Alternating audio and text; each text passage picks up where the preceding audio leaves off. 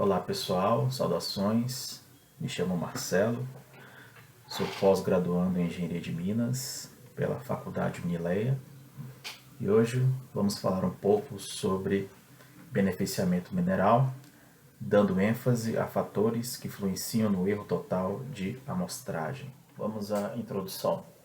O processo de amostragem consiste na retirada de quantidades moduladas de material, ou seja, incrementos, de um todo que se deseja mostrar, para a composição da amostra primária ou global, de tal forma que seja representativa do todo amostrado. O que é uma amostra representativa? É uma pequena porção que reflete, com a maior precisão possível, um grupo maior. Ela dará a impressão de ser a população maior. E ela mostra a continuidade do lote de interesse, ou seja, do lote que estamos estudando. Isso generalizando, né?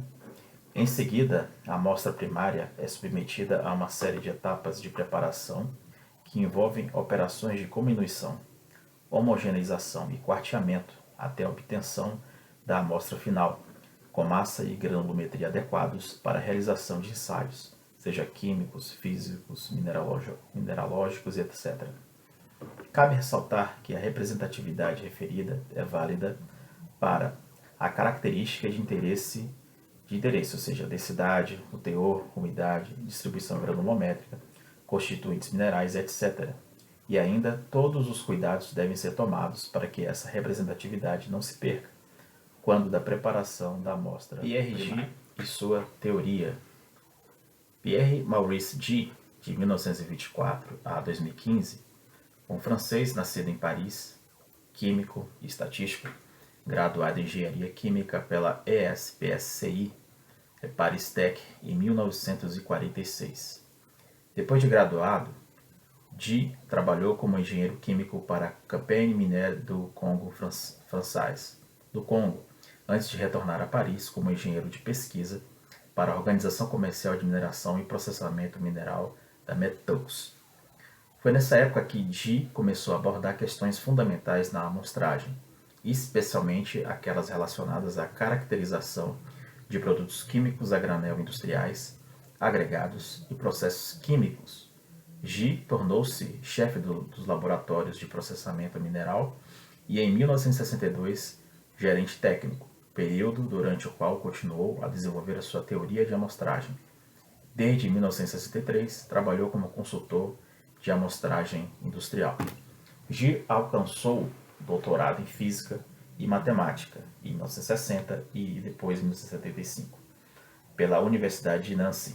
Publicou 9 livros, entre eles os que mais se destacam é o Sampling of Particulate Materials, Theory and Practice, de 1979, Sampling of Heterogeneous and Dynamic Material System, Theories of Heterogeneity, Sampling and Homogeneity, de 1962, e Sampling for Analytical Purpose, de 1998. Erro total da amostragem, EA.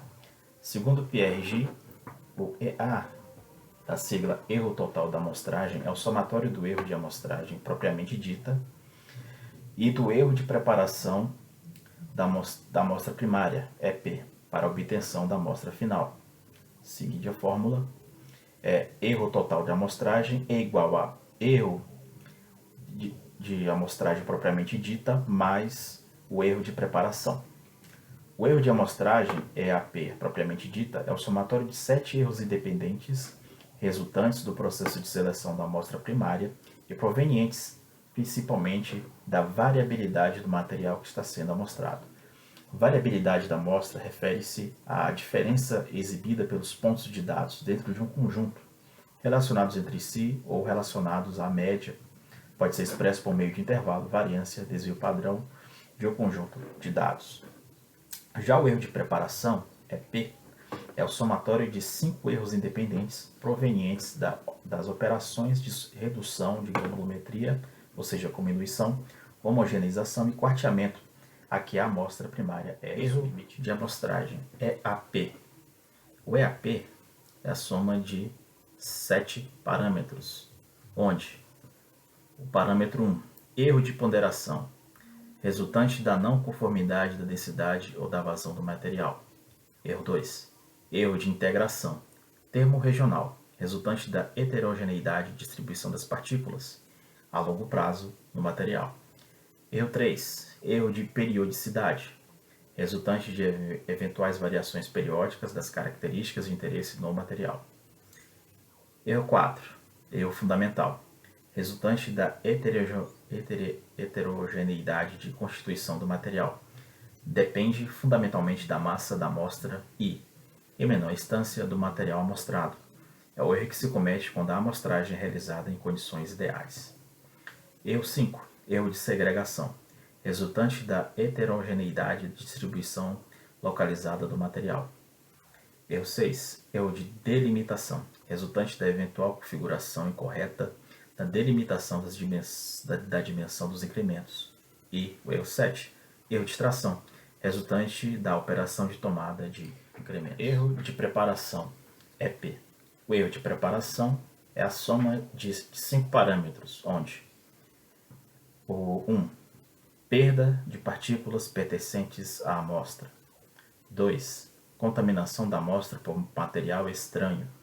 3. Alteração não intencional das características de interesse a ser medida na amostra final. 4. Erros não intencionais do operador, com mistura de subamostras provenientes de diferentes amostras.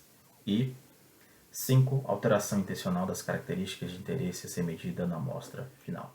Controle e mitigação de alguns erros.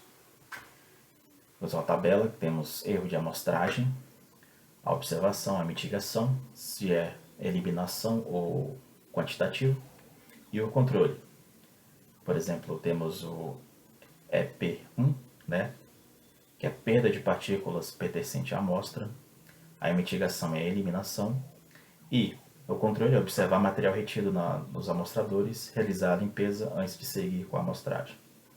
EP2, a observação é a contaminação da amostra, a mitigação é a eliminação, e o controle é a contaminação por material estranho, por exemplo, resultante de desgaste dos instrumentos e equipamentos utilizados, da não limpeza prévia dos mesmos.